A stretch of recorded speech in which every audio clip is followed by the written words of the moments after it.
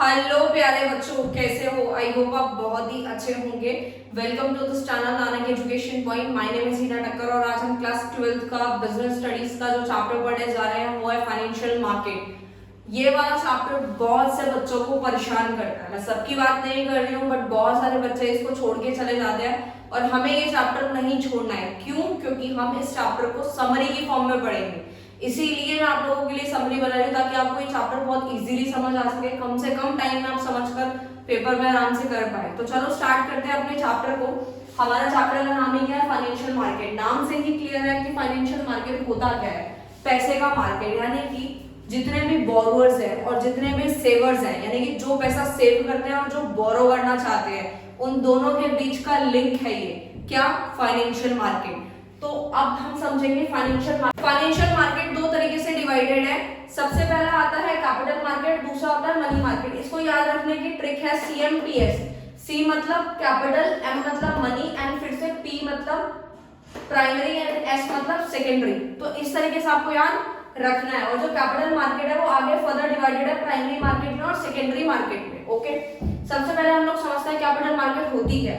Capital market का मतलब होता है कि जब भी मीडियम टर्म या लॉन्ग टर्म के लिए इन्वेस्टमेंट होती है तो वो हमारा कैपिटल मार्केट में आता है, और जब शॉर्ट टर्म के लिए इन्वेस्टमेंट होती है तो वो हमारी मनी मार्केट के अंदर इंक्लूड होती है। अब हमें ये समझ लेना है कि मनी मार्केट आप किस किस चीज में पैसा लगा सकते हैं, जैसे कि treasury bill, call money etcetera. और कैपिटल मार्केट में क्या क्या आता है? जैसे हमने शेयर में पैसा लगा दिया, equity share, preference share, bond, debenture, वो सारे किसका पार्ट होते हैं? कैपिटल मार्केट का होते हैं। उसके बाद बात करते हैं कि प्राइमरी मार्केट में क्या आता है। प्राइमरी मार्केट का मतलब है कि जब कंपनी पहली बार अपने शेयर्स को इशू करती है, तभी मैंने यहाँ लिखा भी है फ्रेश इशू शेयर। पहली बार जब इशू करेगी तो वो प्राइमरी मार्केट में ही आएगा, ठीक है। और सेकेंडरी को हम स्टॉक मार्केट भी बोलते हैं, या आपने सुन भी रखा होगा काफी बार अपने पेरेंट्स से या किसी और से भी। एंड सेकेंडरी मार्केट के अंदर जो होता है बेसिकली परचेज और सेलिंग होती है शेयर की विद ब्रोकर्स। ब्रोकर्स की मदद से ही शेयर को खरीदा जाता है और बेचा जाता है। तो हम समझ गए हैं, सबसे पहले अगर कंपनी शेयर इशू करेगी तो वो प्राइमरी मार्केट में इंक्लूड होगा, और जब वो खरीद शेयर इशू हो चुके हैं, कंपनी ने इशू कर दिया, उसके बाद का जो प्रोसेस होता है यानी परचेज और सेलिंग का, वो किस में आता है? विद ब्रोकर्स के साथ वो आता है सेकेंडरी मार्केट, जिसे हम स्टॉक मार्केट भी कहते हैं। अब हमें ये समझ लेना है कि अगर प्राइमरी मार्केट के अंदर शेयर को किस तरीके से इशू करा जा सकता है। तो सबसे पहले प्रोस्पेक्टस हो गया, ऑफरिंग फॉर सेल हो गया, राइट इशू हो गया। इसी तरीके से जो है इशू किया जाता है कि प्रोस्पेक्टस में बता दिया जाता है किस तरह के क्या शेयर है, क्या रिक्वायरमेंट, वो सारी चीजें इंफॉर्मेशन जिसमें होता है प्रोस्पेक्टस में दी जाती है। तो इस तरीके से जब कंपनी शेयर इशू करती है तो कहीं ना कहीं तो पब्लिक को बताना पड़ेगा ना कि इस कंपनी ने इस नाम से इतने शेयर इशू किए हैं। Trading procedure on a stock exchange, basically trading करने के लिए क्या क्या स्टेप्स हैं, क्या क्या प्रोसीजर है, वो हमें पता होना चाहिए। यानी कि अगर आप भी ट्रेड करना चाहेंगे इन फ्यूचर तो आपको भी प्रोसेस पता होना चाहिए। नहीं समझ आया कोई बात नहीं।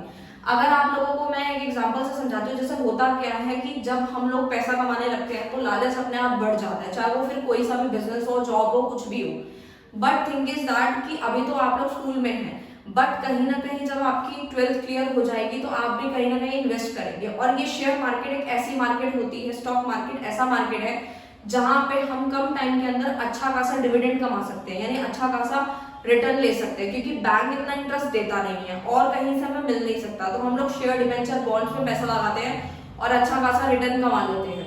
तो होता यही है कि स्टॉक एक्सचेंज के अंदर ट्रेड करने के कुछ प्रोसेस होते हैं। अगर आप भी अगर स्टॉक एक्सचेंज में पैसा लगाना चाहते हैं, खरीदना चाहते हैं किसी भी कंपनी के शेयर, तो आप ऐसे नहीं खरीद सकते। इसका एक प्रोसेस होता है। फॉर एग्जांपल, अगर आपके पेरेंट्स का या इन फ्यूचर अगर आपका अकाउंट SBI में है यानी स्टेट बैंक ऑफ इंडिया में है, तो आप डायरेक्ट किसी कंपनी के शेयर परचेज नहीं कर सकते।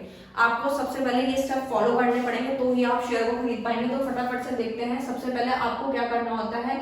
Select a broker. आपको एक ब्रोकर सिलेक्ट करना होता है, यानी कि एक ब्रोकर को सिलेक्ट करना रहेगा। उसके बाद आपको डीमेट अकाउंट खुलवाना पड़ेगा जो कि आपके अकाउंट से लिंक होता है, यानी कि डीमेट अकाउंट खोला जाएगा, जिसे हम डीमैटेरियलाइजेशन अकाउंट भी बोलते हैं, वो खुलेगा। उसके बाद आप ऑर्डर प्लेस कर देंगे कि आपको कितने शेयर चाहिए, ठीक है। उसके बाद आता है match the share and best price. आपको शेयर मैच करने हैं और बेस्ट प्राइस जो आपको लगे आपके बजट के अकॉर्डिंग वो आप करेंगे। उसके बाद एग्जीक्यूटेड ऑर्डर, आपका ऑर्डर एग्जीक्यूट हो जाएगा। फिर आता है इशू ऑफ ट्रैक नोट हो जाएगा, मतलब वो इशू कर दिया जाएगा।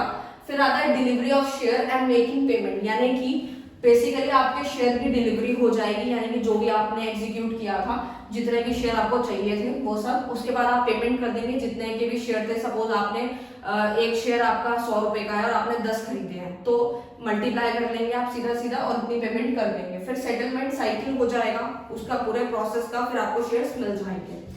ये चीज आपको पूरी क्लियर हो गई होगी, क्योंकि ये पूरा स्टेप है। इसी तरीके से आप किसी भी कंपनी के शेयर को परचेज कर सकते हैं। सेबी क्या होता है? SEBI यानी securities and exchange board of India, जिसका सेटअप 1988 के अंदर हुआ था, जो कि हमारे कहीं ना कहीं इन्वेस्टर को प्रोटेक्ट करने के लिए, ट्रेन करने के लिए बनाई गई है, जिसके अंदर कोई भी इन्वेस्टर के साथ धोखाधड़ी ना हो। अगर उसके साथ कोई भी प्राइस रिगिंग होती है तो उसको रोका जा सके। ये सारी की सारी चीजें इसीलिए बनाई गई हैं क्योंकि सेबी इसको कंडक्ट कराता है। तो कहीं ना कहीं सेबी के 3 फंक्शंस है। सबसे पहला है प्रोटेक्टिव। प्रोटेक्टिव में आता है प्राइस रिगिंग। अगर मान लीजिए कोई भी कंपनी के शेयर अगर कोई इन्वेस्टर खरीदता है तो प्राइस ज्यादा तो नहीं बढ़ा के लिया जा रहा, तो ये काम किसका है? सारी चीजें देखना करना सेबी का काम है, प्रोटेक्ट करना बेसिकली इन्वेस्टर को।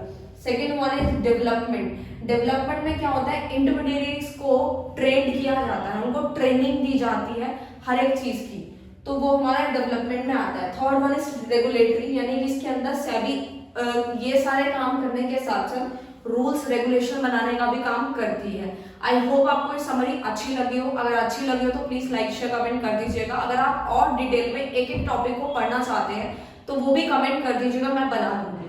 बेसिकली मेरे माइंड में कहीं ना कहीं बैक बेंचर्स या फिर ऐसे स्टूडेंट्स रहते हैं जिन्होंने किसी भी रीजन की वजह से अगर पढ़ाई नहीं करी है तो वो समरी पढ़ के जा सकते हैं और अपने एग्जाम को क्लियर कर सकते हैं। फ्रेंड्स, यहाँ पे हमारी समरी खत्म होती है, समाप्त होती है। मैंने शॉर्ट समरी इसीलिए बनाई थी ताकि आप लोगों को चैप्टर बहुत आसान लगे।